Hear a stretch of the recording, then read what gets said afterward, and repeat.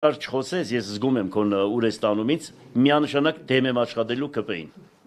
Եղավ նաև հայ-թուրքական սահմանի բացմանը։ Այո, ես դեմ եմ այսօր հայ-թուրքական սահմանի բացմանը, որովհետև այսօր Թուրքիայում վարկերը 2-ից 4% է, Հայաստանում 18-ից 25%։ Այստեղի գործարարը, ուրեմն այդ սկզբունքով է օգտվում, Թուրքիային 2-ից 4%։ Ընդտուփ թուրքերը նմանատիպ դրսի, եթե արտահանողներ կան, օրինակ ես գիտեի կառույցներ, մարդկանց, որոնք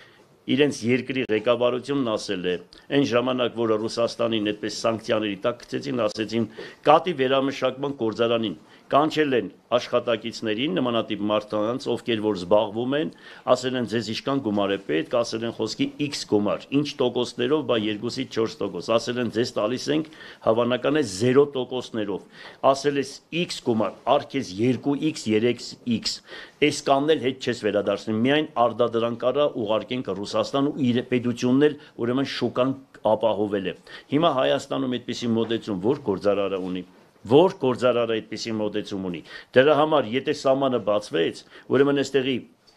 աշխատատեղերը, այդ փոքր գործարաններն է, բոլորը փակվելու են։ Դա էլ եւս թուրքական քաղաքականություն։ Ղուկասյան, չէ՞ կարծում, որ եթե Թուրքիան գիտենա, որ հենց այդ մեխանիզմով Հայաստանին կարելի է, այսպես ասած, վնաս հասցնել, ժամ առաջ կբացեր սահմանը։